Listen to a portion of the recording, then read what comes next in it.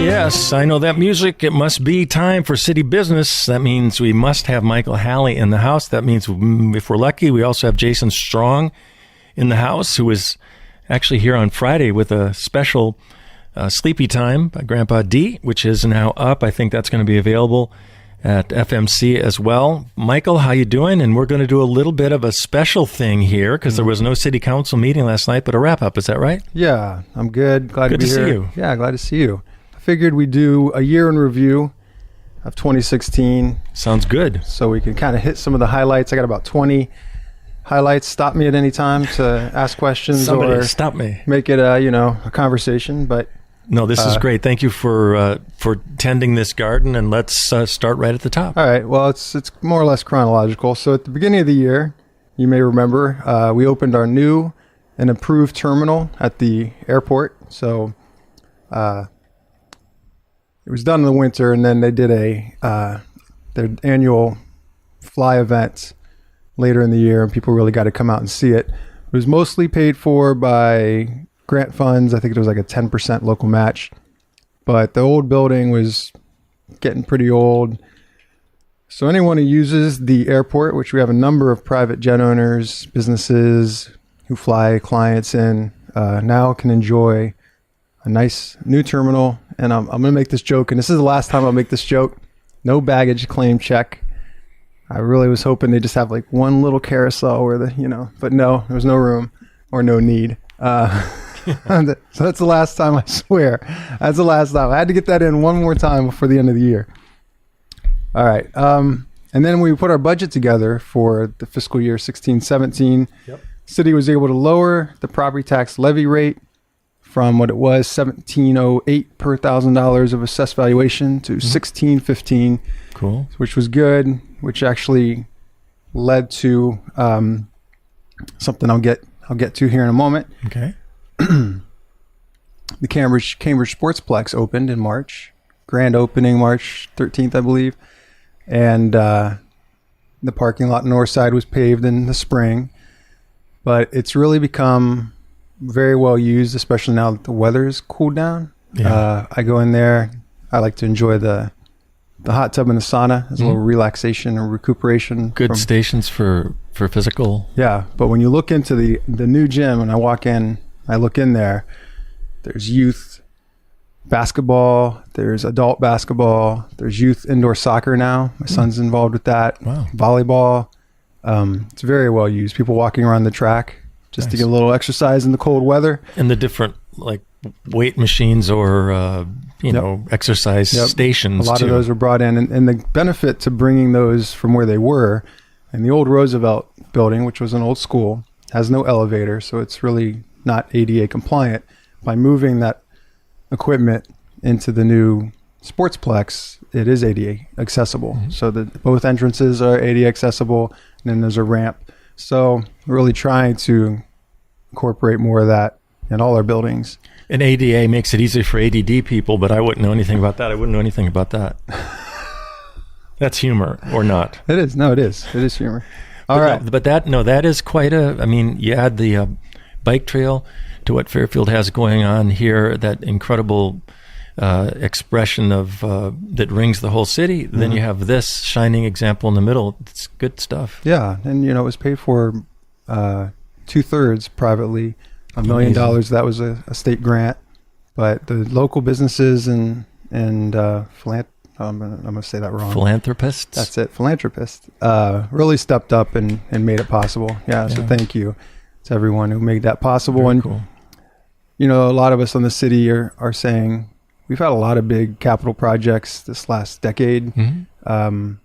Probably time to just pay those off and enjoy them. It's like, you make an addition on your house, you got to stop, pay it off, and enjoy it. Don't necessarily need to go on to the next one. So it's great we have it, and I'm very much looking forward to the Park and Rec adding more and more programming. I know like they have on Thursdays, there's an after-school programming for children, and they have supervision, and they eat a healthy snack, and they do some exercise. Cool.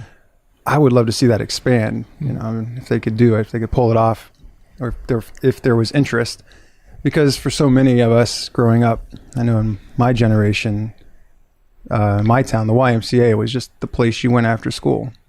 And it was safe and it was supervised and you got activity and it was affordable and it was a place to be until the parents got home from work. And so we want to make this, we don't have a YMCA in Fairfield, so we want to make our park and rec complex as much that way as possible. All right.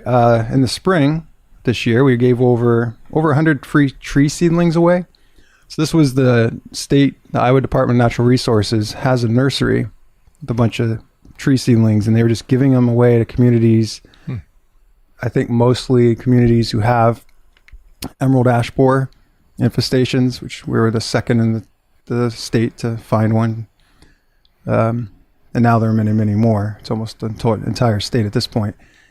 So I gave those out at Howard Park in April, and it was just fun just to hand them to people and hope they all get planted and grow. And what's interesting is a lot of people like to plant larger trees because you say you plant something 5 foot tall, it already looks like a tree compared to a seedling. But a seedling has a better chance of survival because the younger the tree, the more it can establish its root system in that location. Yeah. And a seedling can potentially pass a larger tree in terms of if you give it 5 or 10 years, because it really gets so well established, its growth rate is faster, while that 5 or 6 foot tall tree you planted takes a few seasons to kind of get its bearings. Yeah, with our trees, we lost a few, but I mean, and it hasn't been.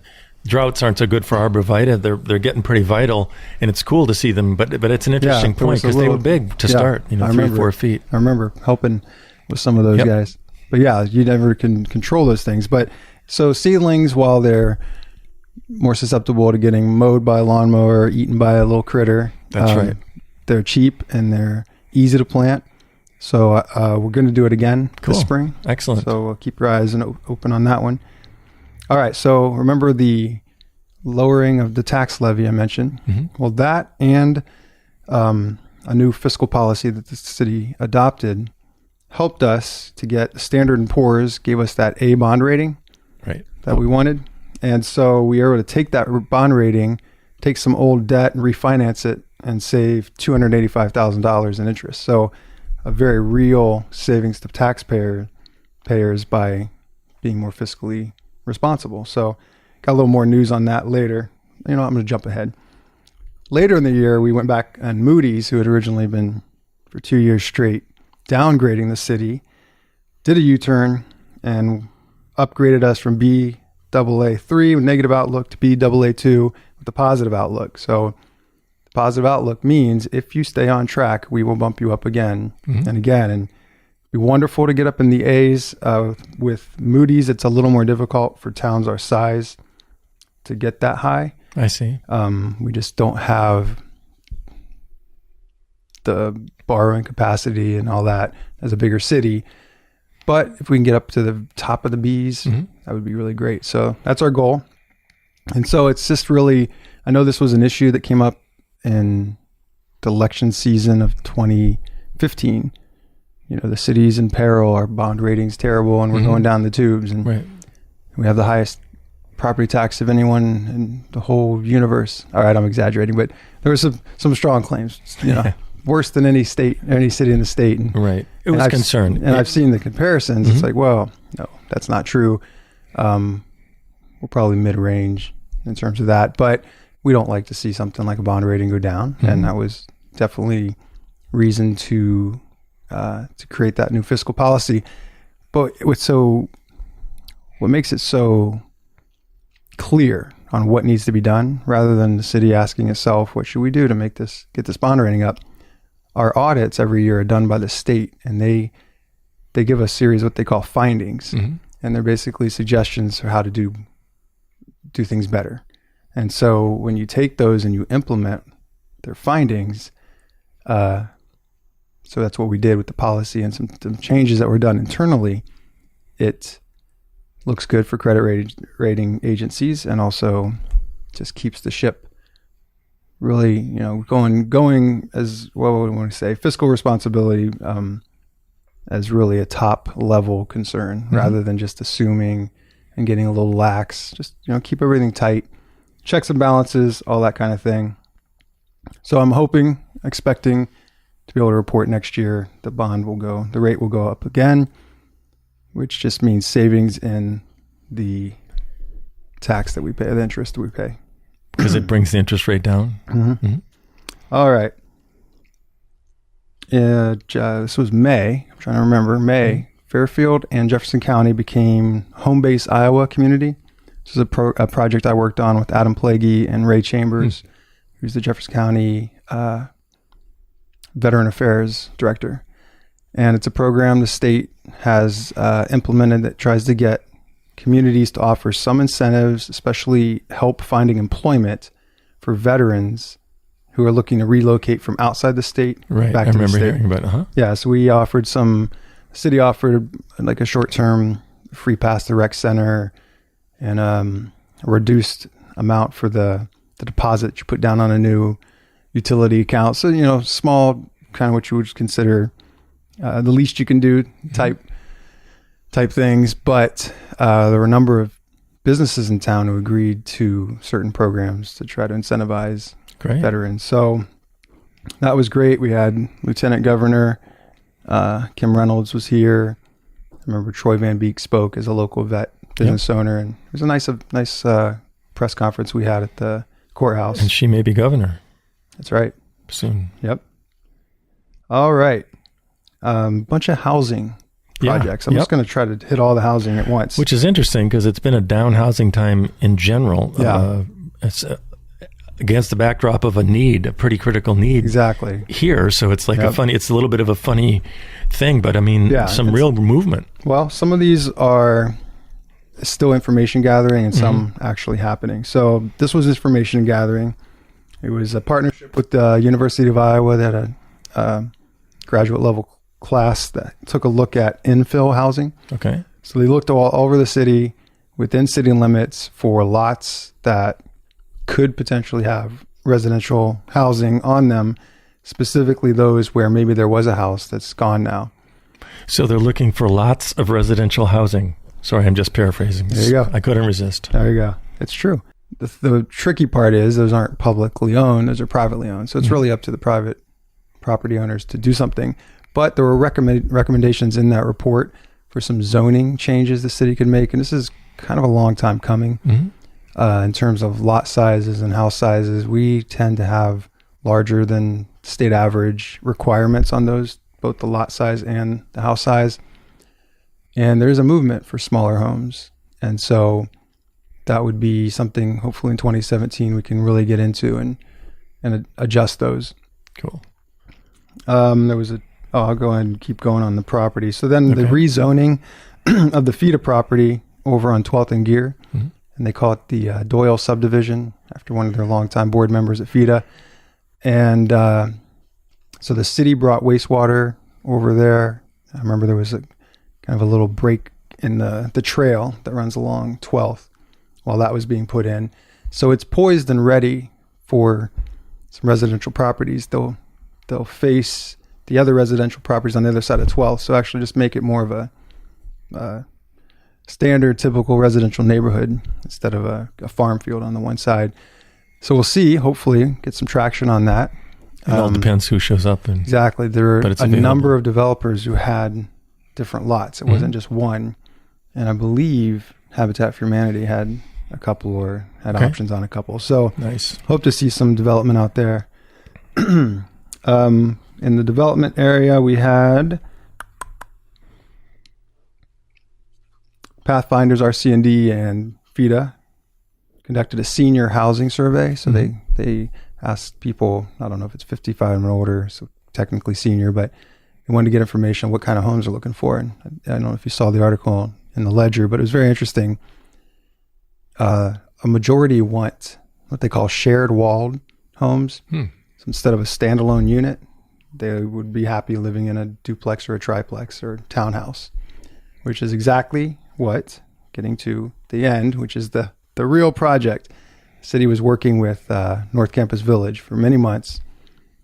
The owner, that Martin Brett, is utilizing this tax increment financing, TIF, urban renewal policy that the city created 2015, first developer to use it, where once it's built, a percentage, up to 90% of, I think it's 90, of the tax increment created can go back to cover the cost of the infrastructure. So only once it's done and they're actually on the tax roll, the city's not going to borrow for that. And then the remaining percentage can be used for low to moderate income projects within the city. So it could help with the habitat project or whatever. But the real best part is that the entire project, $5 million development project in North Campus Village, is low to moderate income. And that was done intentionally because a lot of developers these days, in order to make a profit, are really seeking these state, federal grants. And these certain grants, a state grant for low to moderate income, does cap the price of the unit. And so he said before he even built, he's already got interest on every one of them. Wow. Because the price is so good. Okay. So it really matched. It was interesting. It was like the survey saying, well, this is what people want. Yeah. It's like, well, guess what? He's already going to build just exactly what you're talking about. And he has wall. interest there. So. Yeah. It's like 3 units per building. So that's great that we had a project that fit the need that's actually happening. That's great to hear. By the way, we're speaking with Michael Halley, 4th Ward City Council person who comes in and freshens us up here at KRUU and also with FMC about his impressions for each council. So it's a way, if you're not able to make it or watch the full enchilada, that you kind of get caught up to haps from City Hall. And right now we're just doing a year in review because that's the way we roll. And there's a rumor, I haven't confirmed this yet, but there's a rumor that a new year is right around the corner. But right now, Michael Halley, and thanks, Michael, for doing this. Where are we at? All right. Well, and also in May, we planted 50 trees. Volunteers planted 50 trees around the new rec complex, and they're all doing well except for one that we don't know exactly what happened, but it's in one of the nodes in the parking lot, and some driver just nicked it. Toppled it, so we'll get a replacement. But that's 98% success. Yeah, they're doing well. So, and there's another tree planting coming up probably, I think it's in spring, North Highway 1. I'll tell you more about it as the time comes. There's a really excellent article about Fairfield, specifically about young business owners in the Des Moines Register. I think it got picked up by USA Today, titled, Why This Iowa Town is Thriving When So Many Aren't. That would be the new hamburger joint and the and also those Ideal Energy, Dowd's and Ideal Energy, and the Dowd kombucha, and then Sky Factory. I think Sky Factory too. The 3 businesses they feature. Yeah, you know what? It kind of collects up, doesn't it? Yeah. So the impetus for this was that the mid report from Census showed an increase of 4.5%. And the population growth for Fairfield, especially in the younger demographic. So, wow, that's exciting. Yeah, it's really obviously there's a lot of movement the other way in many smaller. Yeah, we already have an older than average median age in Fairfield by 10 years compared to the state average. So we're an older population collectively. So any growth in that younger group it just helps for longevity and sustainability. All right. Well, I resemble that remark. So Calvin Todd is our new park and rec director. We hired him this year, and then we did several. There's a better word. Projects that were related to the Visitors Bureau and their assessment that they had done and their work that they were doing to. And that's Terry Baker and Rustin, of course, who's been there for the long haul. Yep. So one was a new blade sign ordinance, and those are the signs that stick out perpendicular to a building, and they just make a downtown more pedestrian friendly. The big signs you can see from the street, that's great, but when you're walking, you really can't look up and see them. So blade signs, we wanted to encourage that, and the Visitors Bureau then actually offered, and it's still going, a grant program to help people pay. Cool. Businesses pay for that. So all you Blade Runners out there, there's still time. Did you see the new preview? No. Oh, yeah, so there's going to be a new Blade Runner movie next year. Cool. That's not city business, but it could be. All right. Well, just to give you, so we have both sides of the table here. I can't wait to see La La Land, and I'm not even into musicals, but it's supposed to be an incredible, crazy new musical. Looking forward to it. Yeah. Anyway. All right, and then also the sidewalk dining ordinance, which has been a long time coming, but we're almost ready to. Gives us a little bit of that Paris right here. That's right. I don't have my beret on, but it's the same idea of getting people out and about. And all right. The downtown facade restoration project began. They started with the Elks building in Central Park furnishing on the west side of the square. Are you saying Marquis de Facade? Wow. I know. That one you're going to have to go to the wiki to figure that one out. But anyway, sorry. Yeah. The first building to be complete in the 8 properties was the Central Park furnishings. Oh, go great. Take a look. It Neil really Cunningham. is very nice. And the owners did quite a bit. They actually replaced the windows down on the bottom, so they're probably much more high energy efficiency and such. But it just really it looks more probably like it did when it was built. It was interesting. They were going to take the paint off the top portion, which is brick, and then repaint it. When they took it off, they realized this looks really nice, so they left it brick exposed, which is really, I think, I love that wonderful. Look. Yep. Yeah. The Elks building is essentially done. There's some awnings that need to go up, and then it'll be done. The contractors are wrapping it up until warmer weather. I was going to say, maybe this week they could do something, but it's tricky. And they've started on 2 other properties at least. Yeah, I see them on Burlington. Yeah, so they've got some progress, but they'll pick it up in spring and they'll get it done in time to get their grant money because they know there is a deadline here. All right. The Iowa Healthiest State Initiative honored Fairfield with a Healthy Hometown Founders Award. Is that Blue Zones? It is without the Blue Zones. So they're switching gears. Walmart said, we're done with Blue Zones, but we want to get behind Healthy Hometown, which is... It's all good. So they say, it was essentially... I'll just say this because I'm just going to be very frank. It was essentially celebrating Blue Zone's work, but not recognizing it as Blue Zones, just calling it something else. So... That's why we were there, is being honored and got this nice award. And you may see at some point the Blue Zone sign around town come down and Healthy Hometown signs go up.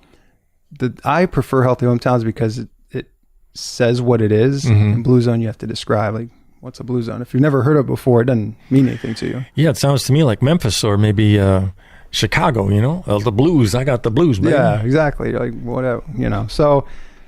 just same thing, new name, and it's actually going to be a new program, which the benefit is that communities can decide for themselves what initiatives they want to work on. Great. Blue Zones was rather restrictive in that way, and so we're really looking forward to the local Healthy Hometown Initiative Founders Award. Cool. Yep. Well, congratulations. And the new branding, community branding, the Visitors Bureau worked on, launched in November, and you see the new logo and all that. Say them again. They're so nice. Do you remember? For the Visitors Bureau, this is to attract visitors. Tune into our vibe. Nice. For the city, it's connect, create, celebrate. Love it. Takes me a while sometimes. Connect, create, celebrate. Yep. Nice flow. I like that. Alrighty. This is big news. Anybody who's been watching the whole wastewater project, we got this $25 million low interest loan from USDA, the largest loan the USDA has ever given a city for this kind of work. It's for the wastewater plant upgrades. We're already working on the conveyance system. We got about $2.6 million in grants for that. But this is the actual plant, and it's going to be expanded. And the bids were just let this week, meaning we're moving. We're going forward. There were a lot of moving parts. Mike Harmon, hats off to you for getting it all together. We had to have interim financing, which is a loan for the duration of construction that then rolls over into the USDA loan when it's done. And a lot of other certain compliance that we had to do. We did it. So the bids are being let. So work will begin early in 2017 on that project. Right.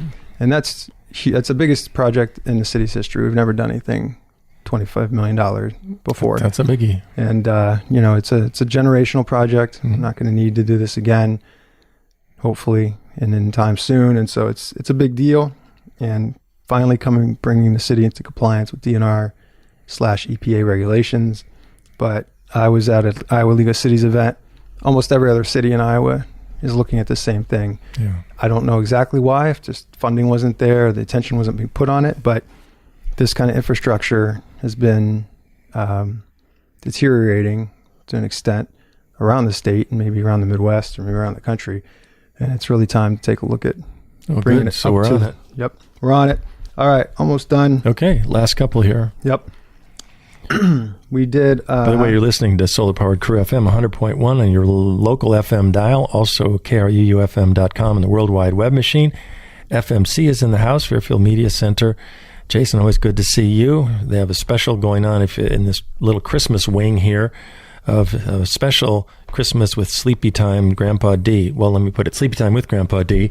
And very nice show there, heartwarming family holiday special. So if you want to check that out, it'll be up, I think, even today. If you're listening live, which is Tuesday, which brings us right back to the table with Michael Halley and our final few notes. Yep. So the last thing I'll report on is the short-term rental ordinance. Some say we're trying to solve a problem that didn't exist, but really a lot of cities need to take a look at it just to have something on the books. The Airbnb situation. The Airbnb. If you're going to rent your house, is it safe? Are your neighbors not necessarily that your neighbors are cool with it, but just some sort of protection for the neighborhood. Mm-hmm. And that's really, I just want to end with this. We talk about rights, like I have the right to have somebody in my house, but the neighbors have rights. So if I want to say it's my right to blast my music at 2 a.m. and my neighbors say, well, it's my right to have a quiet night's sleep.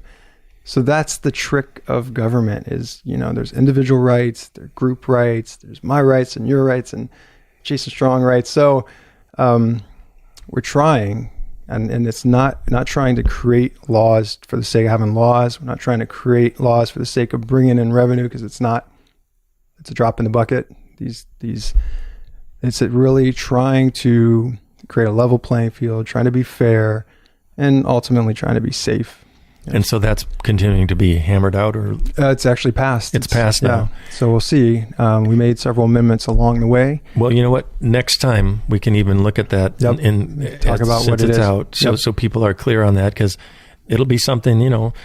It's a new world, and it just things are changing and growing. So, Michael, thank you so much for taking a few minutes to wrap up the year, and we'll see you on the flip side. Jason, you too. All right. See you next year. Thanks for all the great work you're doing. You're welcome. And that'll do it for City Biz Special Edition year-end wrap-up right here on Solar-Powered, People-Powered KRUU-FM. Yep, you heard me.